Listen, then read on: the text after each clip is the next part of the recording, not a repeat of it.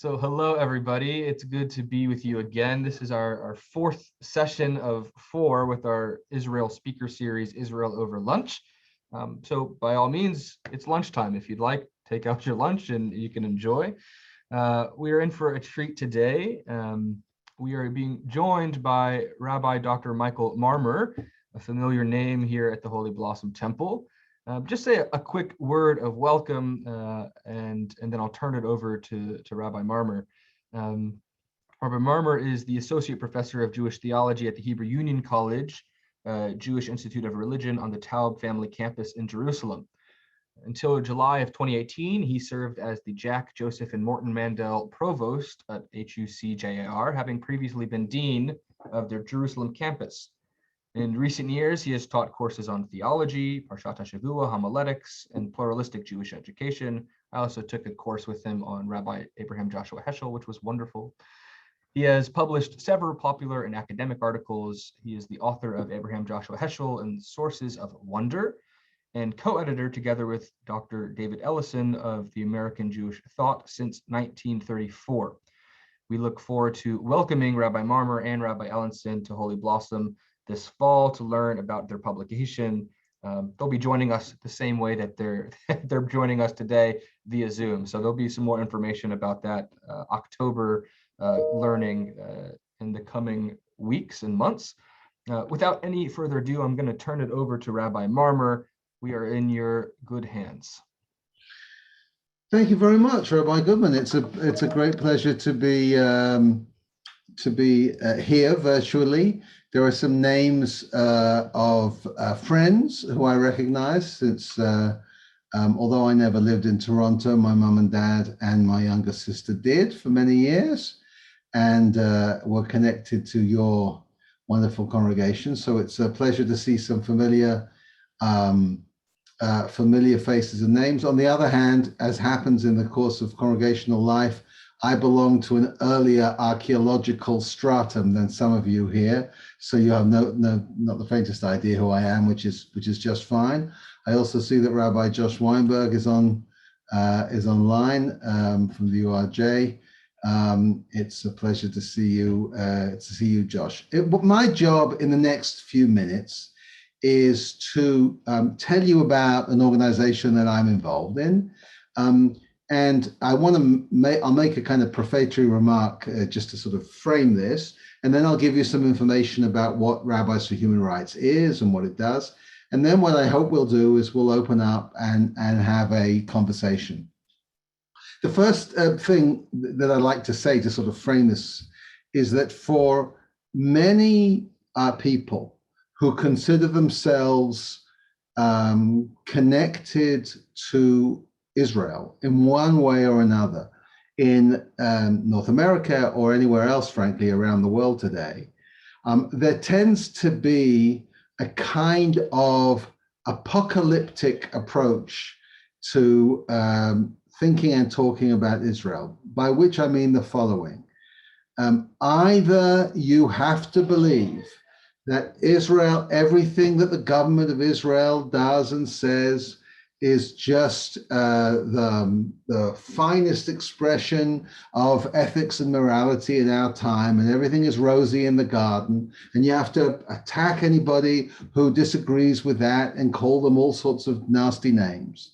Either that, or on the other side of this either or proposition, you have to believe that Israel is the worst country that ever was and is perpetrating crimes of untold and unprecedented nature, and that any right-thinking person has to be against. It's worth saying that, of course, things are a little more sophisticated than that, but lots of people, in my experience, who engage in thinking and talking about Israel find themselves ranged on one side or another of this either or. You're either a big pro-Israel supporter, or you are intractably set against everything that Israel does and stands for. And those people who find themselves in the middle of that, who are not satisfied by either of those positions, are in an increasingly embattled minority. Actually, the most tempting thing to do, and since you're spending your lunchtime doing a session on Israel, you are not falling for this temptation. But the most tempting response, when it's also confusing and upsetting, is to run away. Is simply not to engage with issues that connect to Israel and just whistle a happy tune and hope that things will somehow get better.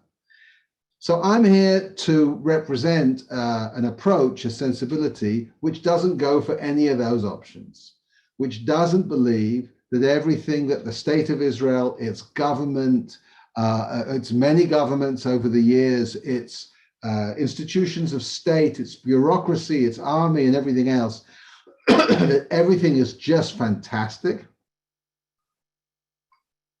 And I'm not going to engage in those kind of acrobatic attempts to tell you how wonderful everything is, nor am I going to fall into the other or second temptation, which is to tell you how everything is absolutely appalling and dreadful and unprecedentedly bad.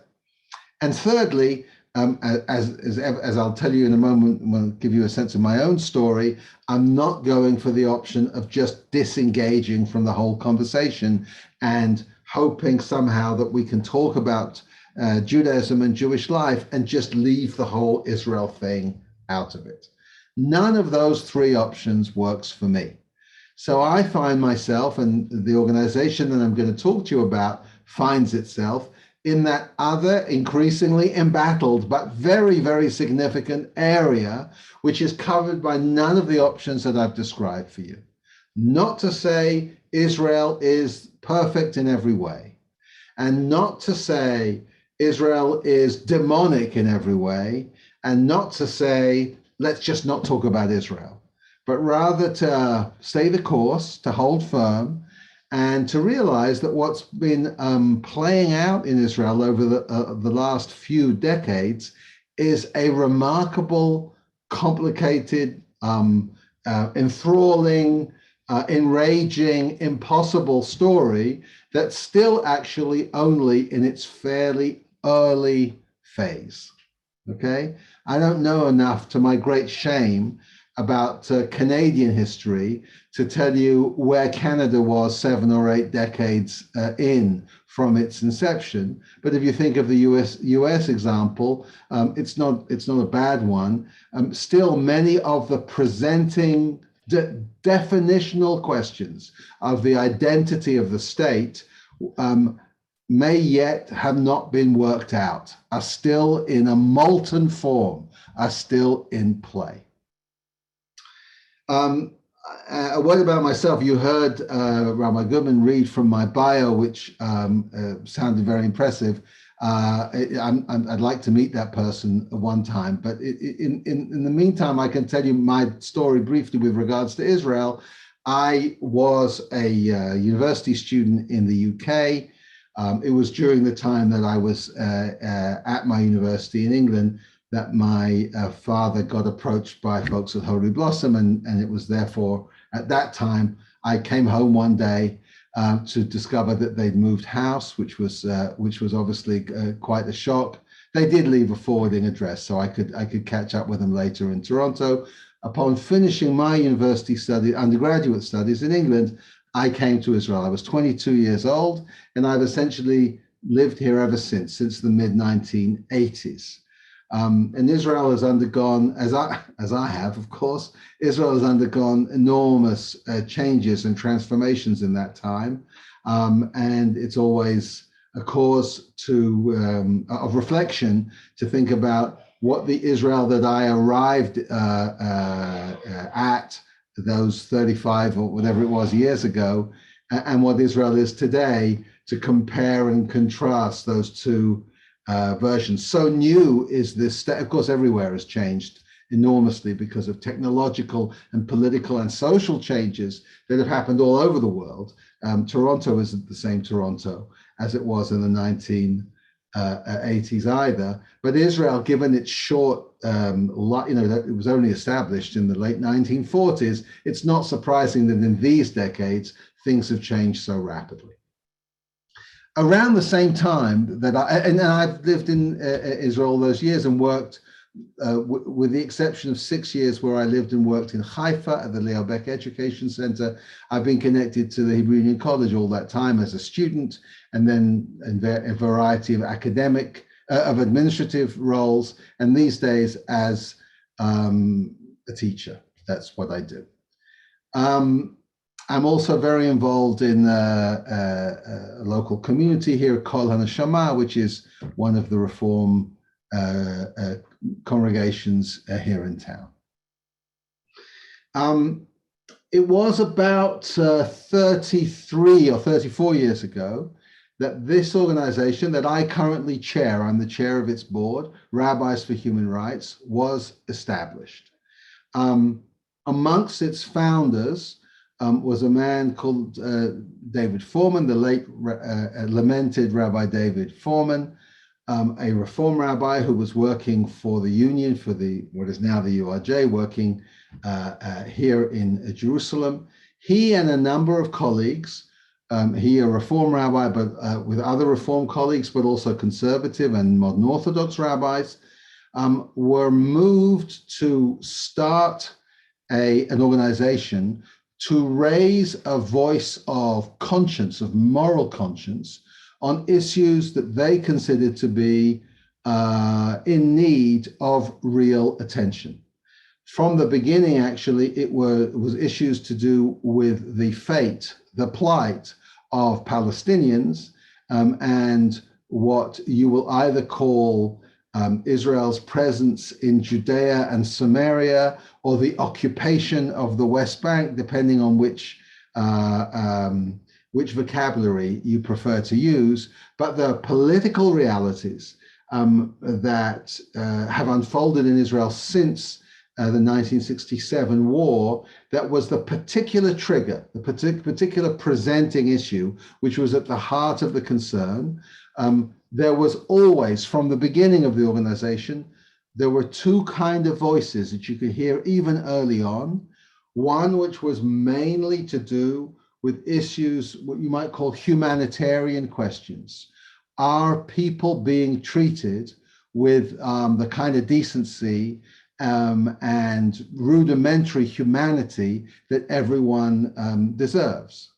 There was always another voice, a more ideological voice, which, if you like, which asked questions, structural questions, political questions. What needs to change in Israeli society so that some of the human rights questions that our organization is involved in will be alleviated?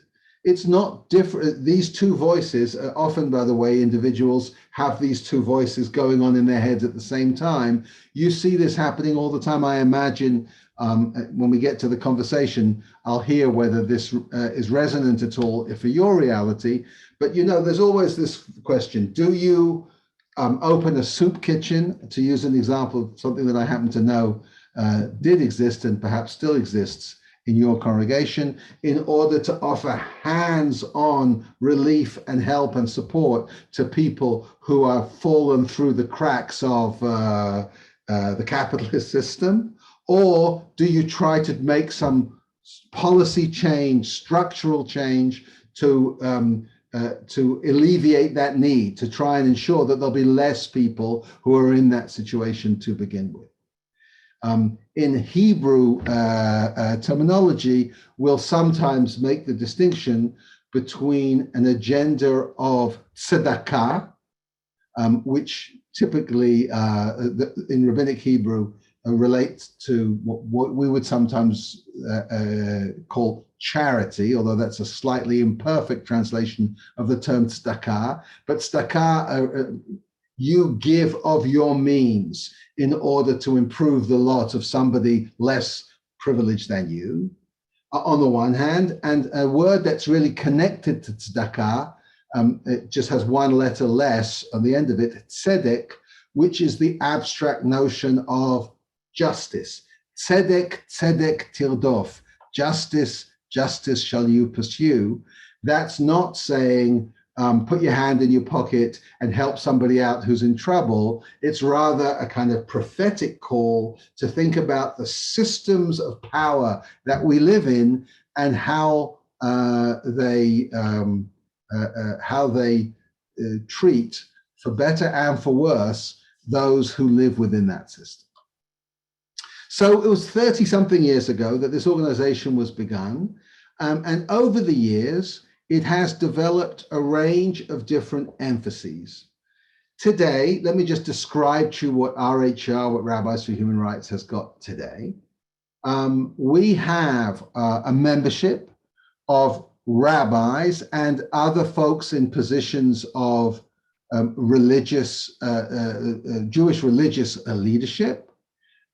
We changed to some degree the parameters of membership, both because there are some cantors who are members of our organization, but also because in modern Orthodoxy, which is changing rapidly in Israel at the moment, there were men, and most particularly women, in positions of religious leadership who were not called rabbi, but were significant religious leaders. You'll be interested to know, parenthetically, that there are more and more members of our organization who are Orthodox women rabbis here in Israel, because things are changing in modern Orthodoxy with regards to women in the rabbinate. Anyway, today there are about 130 men and women, rabbis across the denominational divide, but many more, disproportionately more, in the liberal and the non-Orthodox reaches.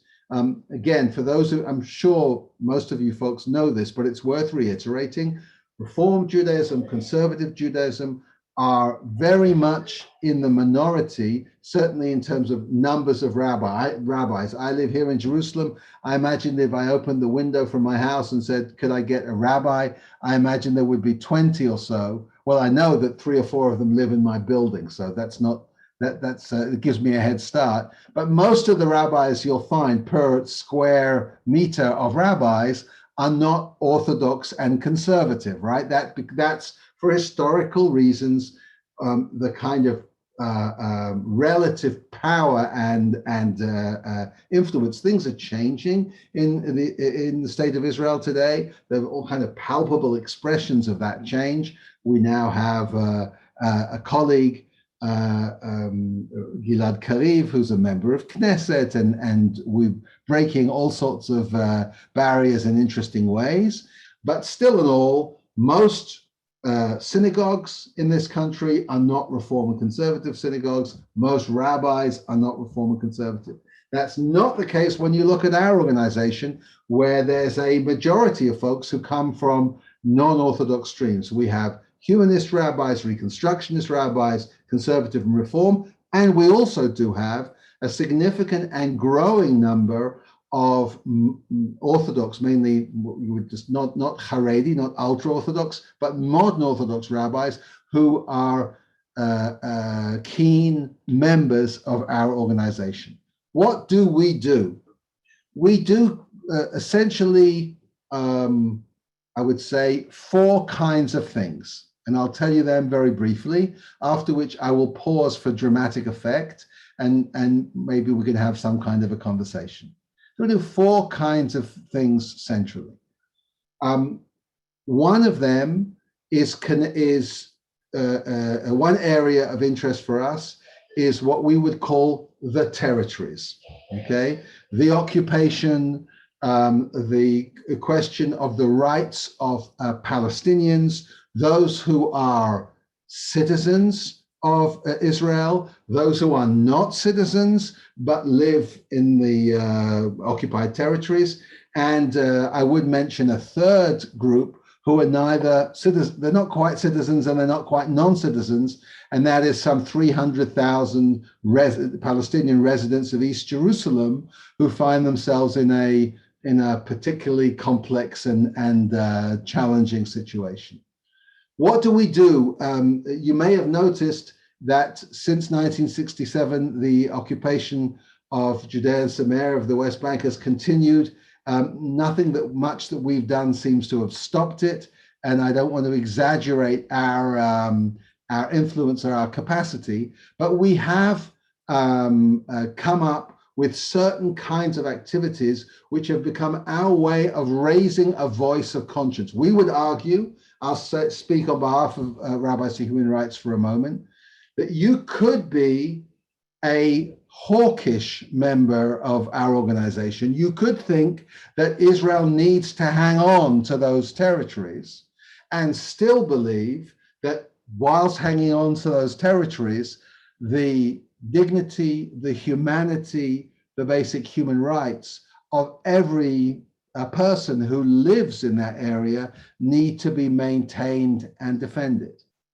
You may, and most of the folks in our organization are not that individual that I've just described to you, but that you may have a different position. You may think that there is something essentially corrosive and corrupting about the dynamic whereby millions of Palestinians live in this kind of twilight zone, not yet really having their own independence or autonomy, and not yet having the rights that they would have were they fully integrated into Israeli society.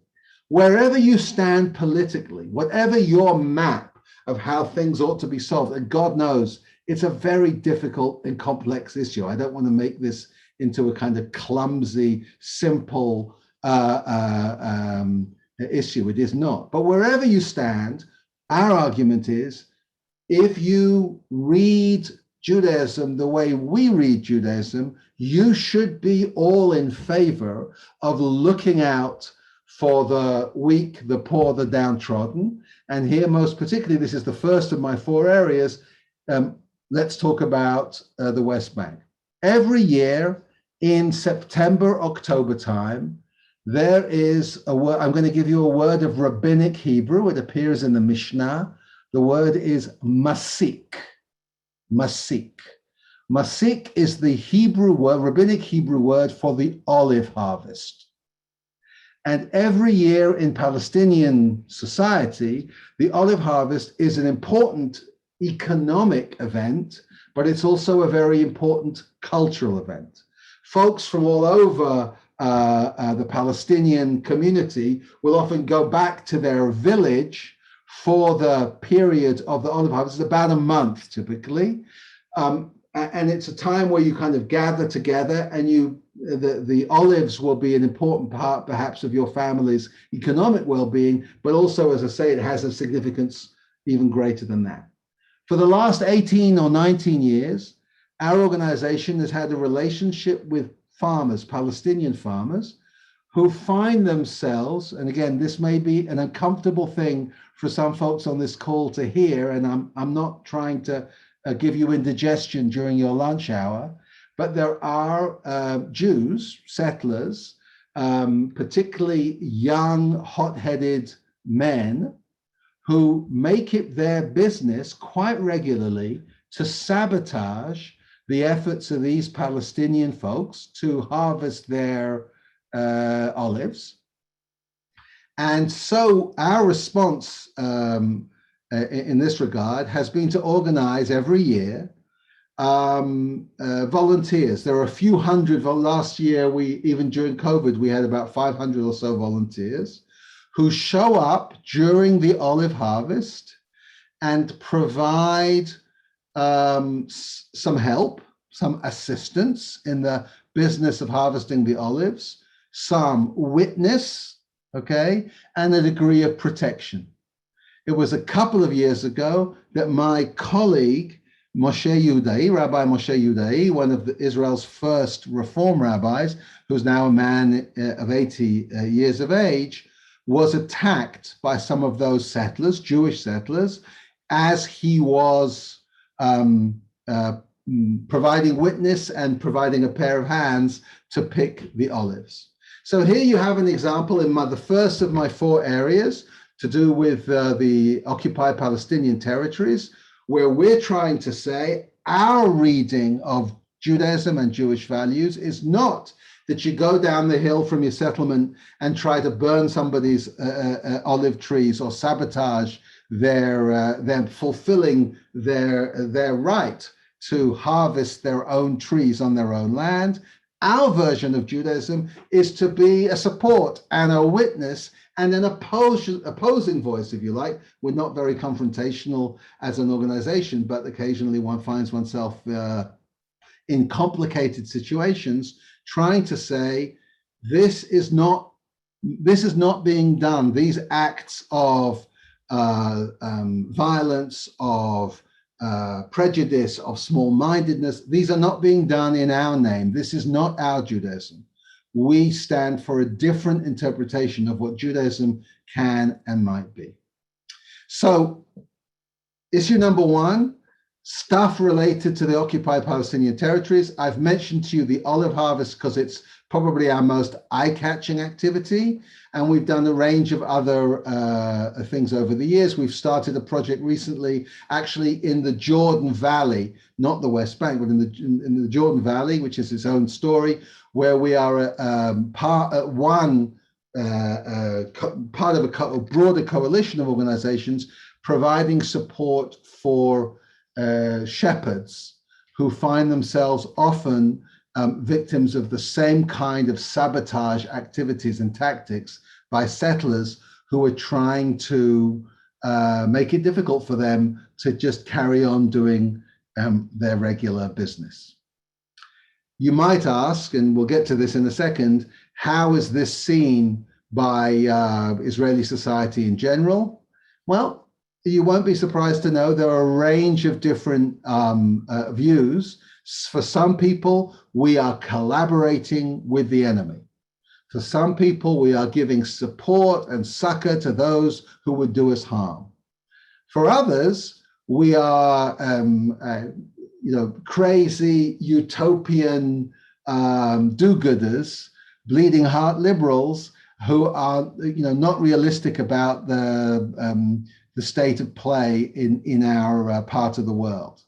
But we do have significant support from all sorts of people, including those hundreds of volunteers. They're not all rabbis, and most of them are not, who show up every year and say, yes, this is the kind of voice of Judaism that I want to be associated with. That's number one. Number two, hands-on work in the area of social justice. Whilst we started in whenever it was, 30-something years ago, particularly with an emphasis on the rights of Palestinians, we soon realized that a human rights organization, a rabbinical human rights organization in Israel, was going to have a broader range of interests. We run a center in Hadera. Hadera is a city in the center of the country, which provides citizens' advice for Jews and Palestinian citizens of Israel, those who live in Hadera and in surrounding villages and towns all over the place. Somebody who's fallen through the poverty trap and is about to be dispossessed of their apartment, or whatever it might be.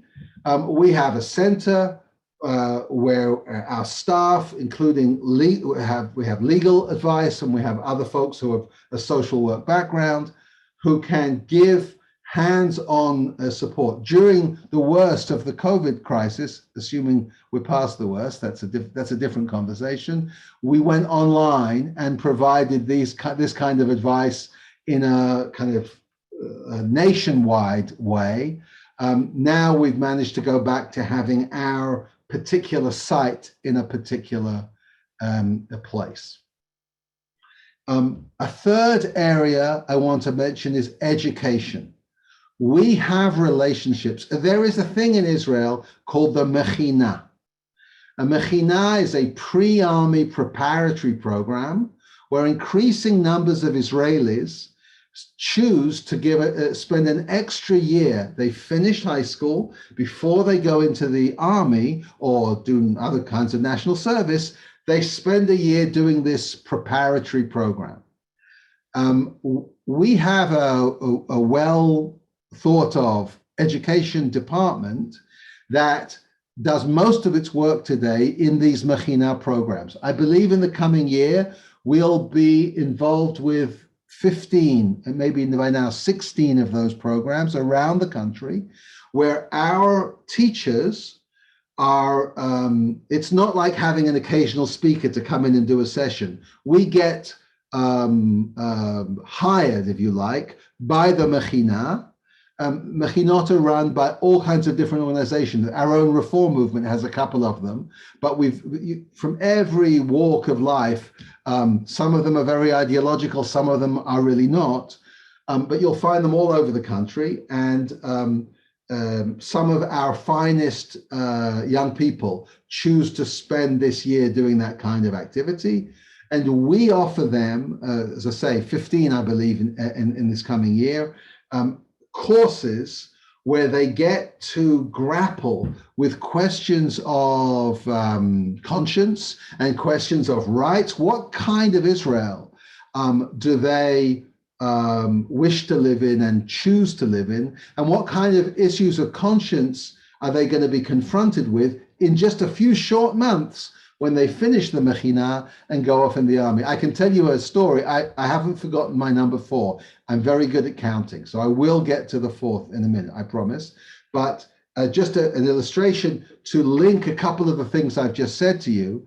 We had an event a couple of years, last year or the year before, I can't recall, where we arrived in northern Samaria, in the area that we often go to provide support during the olive harvest.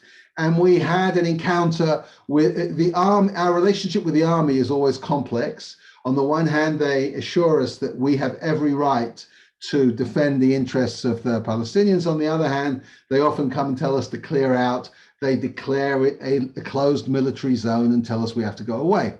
So we were there one time and got involved in a conversation with the officer, the young officer who was on duty there, who revealed at a certain point that he was a graduate of one of the courses in the pre-army Mechina program that we had been offering. And it was then a fascinating encounter. He's now holding the power and holding the big gun. And we were involved in helping him think through some of these questions. What does it mean to wield this power responsibly and fairly and well? So just to recount the first 3, and then I'll get to the 4th. We do stuff in the occupied territories and related to Israel's occupation since 1967 of those territories. We do a whole range of hands-on social justice related questions. We do education now around the country with most particularly with these pre-army Mechina programs. And fourthly, we do advocacy. And we do advocacy on a range of different issues. Sometimes it will be, I'll give you a couple of examples just to give you a sense of this. We signed up a few hundred colleagues, rabbinical colleagues from within Israel and around the Jewish world, calling for Israel to face up to the question of COVID vaccinations for Palestinians in the West Bank and in the Gaza Strip, saying that we considered it to be short-sighted, even in terms of our own self-interest, to say this issue has nothing to do with us. We're going to vaccinate our own folks like crazy, and as far as our neighbors, the people living just across the street, well, they'll manage.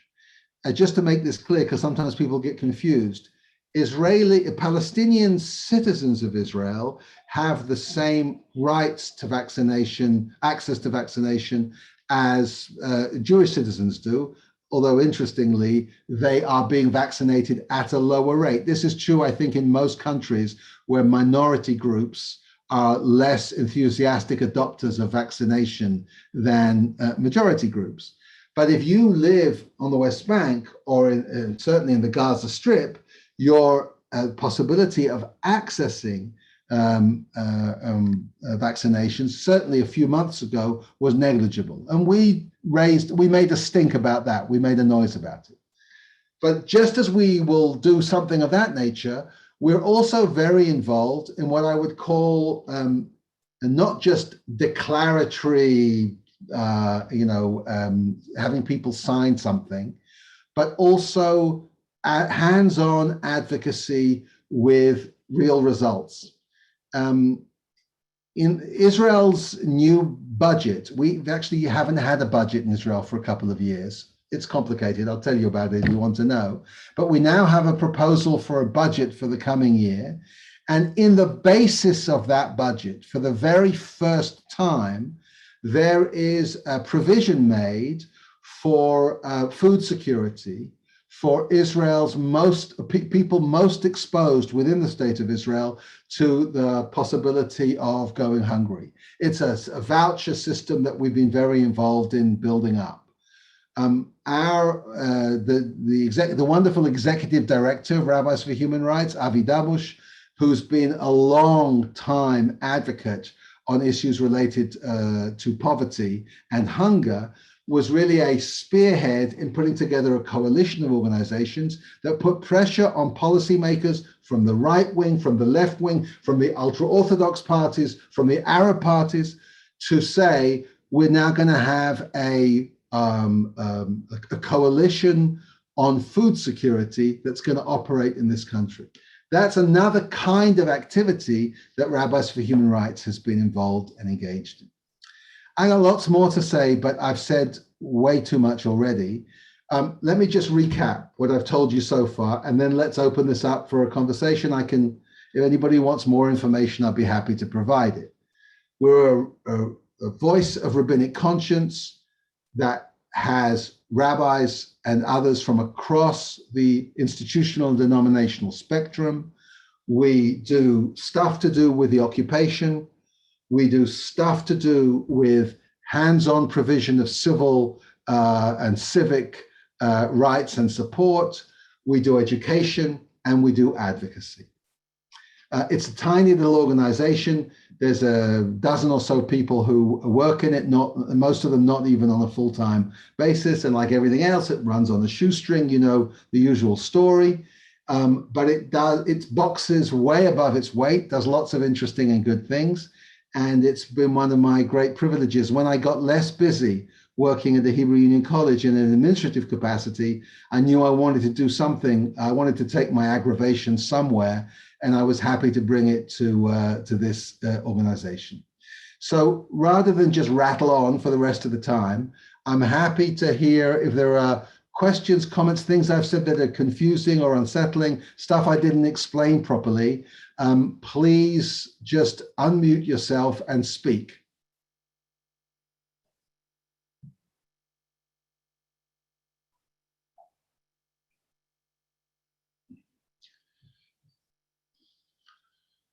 It's the silent meditation. Is the choir going to sing something at this point? All right, I have a question, Rabbi. Yes, please. Do you see a betterment, that things are going to get better, or do you feel because of the large growth of the very traditional ultra-Orthodox community, it's going to get worse? Can you be our fortune teller for what you see as a possibility for our living up to the values we should be representing? Well, yeah, I don't quite know what to how to respond to this. I guess I'm not constitutionally built for cheerful flag waving optimism, but as my father always says, Eleanor, stop. Sorry. That's good. That's good. Apparently, every time I say optimism, that happens. But I did learn from my father that even when you can't be optimistic, you should have hope. And I think there's plenty of reasons to be hopeful. By the way, I would say putting everything on the rise of the ultra-Orthodox voice, it would be a mistake. From my point of view, that is a factor for sure. And it's a question we need to think about in terms of the way one thinks about non-Jews, women's rights within that community, and all the rest of it. But actually what we found in our work is that the fault lines don't run strictly between you've got a black hat on, you've got one kind of opinion, you've got torn jeans, you've got another kind of opinion. We have a lot of work to do in changing the attitudes and behaviors of Israelis, not just within those ultra right or ultra orthodox groups, but folks in the in the middle of the road. Look, even the events. Michael, I see your question. I'll get to it in just a moment. Even the political events in Israel of the last few months. I want to say, when I was a kid, we used to do a thing called a Knesset simulation game, where everybody would take on a different political party and we'd try to solve the problems of Israel. And if somebody had come with the current government coalition of Israel and said that was their solution to the problem, somebody would have intervened in that game and said, I'm sorry, that's just way too improbable. That's never going to happen that way. You've got to be crazy to think that right-wing parties and traditional Arab parties and liberal Jewish parties and everyone's going to sit together. And look, somehow that seems to have taken place. I'm not going to gaze into a crystal ball and tell you how things are going to work out, but I will tell you, channeling hope rather than optimism, that however they're going to play out, I feel committed and energized and kind of all in to try and be part of whatever is going to play out and try to bring it to the best possible result. And I think that voices like our little organization and other important work that's being done across the board in Israel should give all of us some cause for cautious hope. Michael has asked a question about the poverty gap in Israel. I have sad news with regards to the poverty gap. Israel, I was talking about how things are different from the 80s as from they are today. The Israel that I came to still had many of the vestiges of a socialist or a social democratic social structure. The unions were strong, and the average wages were fairly low, and the social support network was pretty rich. What's happened to Israel for all kinds of reasons, which are many of them to do with the politics of successive governments in Israel, is that the Israeli economy has taken on more and more aspects of what you might call vulture capitalism, the worst excesses of the US system. And actually today, according to the figures from the OECD, the organizations that track this, the gap between the haves and the have-nots in Israel has grown to, extremely worrying proportions. There are only a couple of countries that can beat us in the so-called developed world. There are only a couple of countries that can beat us for this. So you do have what you might is sometimes called startup Israel. You have an amazing digital economy. You have all kinds of highly educated folks doing remarkable trend-setting things. My father still says every time when I put on ways to get us to navigate from one place to another, isn't it amazing? It's an Israeli invention, etc. You've got all of that going on at the same time as you have lots of people who live in a kind of an underclass. I don't have statistics to bring you in this call. Some folks will say, which is true, that is disproportionately true in Arab sectors of society and in Haredi, ultra-Orthodox sectors of society. But sadly, I can show you evidence of food insecurity across the spectrum. It's not just the usual suspects. There's evidence of a growing poverty crisis here, as there are sadly in many other countries too. Other questions or comments? May I ask a question? Please. This is an extension of what you mentioned with respect to your organization's involvement in the occupied territories. Having regard to your exposure thereto, does your organization have any views as to what should be the ultimate disposition in regards to the occupied territories?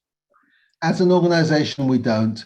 That would be akin to throwing a grenade into, in other words, that's probably using a military metaphor is a bad example, but I want to tell you that if there are 130 members, current paying members, Israeli members of the organization, that means there are about 250 different solutions to the issues that you've raised. I will say, and I hinted at it before, that whilst you have some what I would call moderate or centrist voices who say we can't, for security and defense reasons, make some great bold territorial gestures because it's too dangerous, and therefore we just should concentrate on being decent and humane and fair and all the rest of it. Most or many of the people in my organization think that unless and until some, first of all, attitudinal change takes place, right? And then some policy changes get expressed, unless and until that happens, nothing fundamental, will be altered. I think everyone can agree, not just in our organization, but beyond, that egregious examples of inhumane, gross examples of sort of brutal behavior should be opposed, okay? And we want to stand up to them and say, not on our watch. Beyond that, you'll find many folks in our organization who think we have to go beyond that gesture politics, if you like, and say something more fundamental. If you ask me today, I'm relating it to the optimism question from before. Do I know how this is going to play out now? Is a two-state solution still on the table right now? Is Prime Minister Bennett likely to make things any different than his illustrious predecessor did? It's certainly different in tone, but different in essence, essential content. I can't tell you that I see how this plays out right now. I do know, and the other folks who are active in our organization would I think agree, whatever is going to play out, we don't have the luxury of despair or the luxury of just distracting ourselves and pretending that nothing bad is happening. Thank you. I was asked a question about Sheikh Jarrah. Sheikh Jarrah, for those of you who don't know, is a neighborhood in East Jerusalem where there's a big legal case going on at the moment with regards to the rights of East Jerusalem, of Palestinians in East Jerusalem to continue living in properties which they currently inhabit. I'm steering around the legal questions as to whose properties they are. There are claims and counterclaims in this regard. We've been peripherally involved. I was involved in, there's a particular family, the Sumrin family, who we've been active in trying to support, and members of our organization. I was last at a fairly big Sheikh Jarrah demonstration 3 weeks ago or so. Many members of our organization can be found there and are active in that regard. There's a man who for many years worked for Abbas Human Rights, was its director and then its president, Arik Asherman, who's since gone off to run other organizations. We're still in good relations with Arik, who he's particularly associated with this cause that you mentioned of Sheikh Jarrah, and we are more peripherally involved in it. Somebody else was going to ask a question, and then so we went a different way. Yes, I'll ask one if I may, Please. Michael. One of the strongest concerns that seemed to emerge out of the May conflict that I heard from my Israeli academic colleagues had to do with the violence within the mixed cities, so mixed communities, Haifa, Akko, and so forth. Can you tell us something about not just your organization, but what you think is required, because this to address this, because this seemed to be pretty profoundly disturbing domestic issue within Israeli society, both Arab and Jewish. First of all, hi, David. It's good to see you. Nice to see you. It's a great question, and you're absolutely right. The events of a few months ago, whatever the euphemism is, the operation or the whatever that thing was involving the Gaza Strip, had terrible consequences in all sorts of cities. Actually, as well as the places you mentioned, I would also mention in particular Lod, another mixed city in Israel, to a lesser degree Ramleh and so forth. And not since the year 2000, where there was an outgrowth of violence, did actually many Israel commentators would have told you, I think, over the last few years, that as the plight and the fate of the Palestinians was getting worse, something with regard to Israeli Arabs or Palestinian citizens of Israel, there were signs of improvement. I can tell you that anecdotally. The Hebrew Union College in Jerusalem is the site of an ulpan, a Hebrew teaching center called Ulpan Milah. It's not run by the college, but they use our facilities. And for the last several years, hundreds of East Jerusalem Palestinians have been coming to the Hebrew Union College on 13 King David Street to learn Hebrew. They're not doing so because they read the works of Theodor Herzl and were convinced by Zionism. They're doing so for economic and other reasons, but there's palpable, just as there are all kinds of voices calling for, not normalizing and not letting Israel get away with it, et cetera, et cetera. It all around Israel, I gave you an example now from East Jerusalem, but elsewhere, integration of Arab citizens of Israel into the economy in all sorts of ways. There were many hopeful signs. And here in just a few short hours, it was as if a veil was ripped away and you saw an undercurrent of tribal hatred and violence. And I think it's extremely grave. Since the thing has happened, there have been all sorts of initiatives to try and piece together a degree of dialogue. An organization that you didn't ask me for lunch to talk about, but one that I know something about because my wife Sarah Bernstein directs it, the Rossing Center for Education and Dialogue, has a center actually in Ramleh, one of these cities. It's an amazing place. I'm not going to get into the whole story of it now. It was originally owned by Palestinians. It then came into the possession of Jews, and at one point the Jewish family in possession of it decided to turn the house over to the cause of dialogue and coexistence and so forth. There are all kinds of on-the-ground initiatives. I'll tell you, by the way, David, actually the comparison between Lod and Ramleh, two neighboring cities, is very instructive in this regard. They have two mayors, both of whom belong to the Likud party, but one of whom, the mayor of Lod, was a rabble-rouser, if you ask me, who played into all kinds of tropes, including anti-Arab and anti-Muslim tropes. And the other mayor, the mayor of Ramleh, that was the guy in Lod. The guy in Ramleh was a much more on-the-ground dialogue merchant.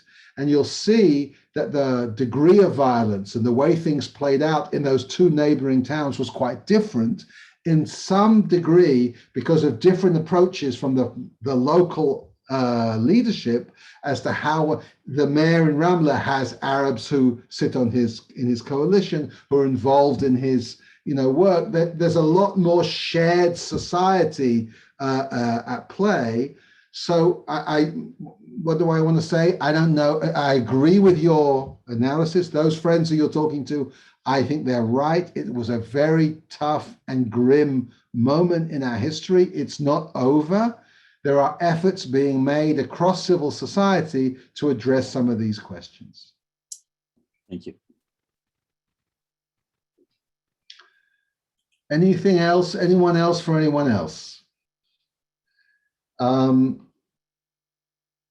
So what I will say to you as we come to the end of this time together is, if you are so inclined, you can go to the Facebook, of course, and there you will find the Rabbis for Human Rights page in English. We're an Israeli organization. Most of what happens in our organization happens in Hebrew. I'll mention to you parenthetically, like many organizations in Israel with North American friends and supporters, things got complicated. Many years ago, an organization that was originally a Friends of Friends of Rabbis for Human Rights in North America became a separate organization. It's a wonderful organization. It's called Tru'ah, a rabbinic voice of conscience or something like that, whatever it's called. It's now its own thing. It has its own kind of North American, particularly in many ways, I think, a US agenda. So we don't have much of an infrastructure over in North America and elsewhere, but we're doing what we can. You can, if you want to get more information about the place, you can find it here on our Facebook page. There's also a website, again, largely in Hebrew, but the website, Rabbis for Human Rights, I think it's rhr.org. You can, if you like, probably our most instructive stuff in English about what the organization does is a newsletter that gets sent to you every week, where there's a rabbinic voice on the weekly portion and updates and things that are going on, and it's all self-explanatory there. If you go to the website, you'll be able to find details of how you subscribe. So that's for any of you who are gluttons for punishment and want to find out more about what we do. I'll reiterate as we come to the end of our hour how I started this.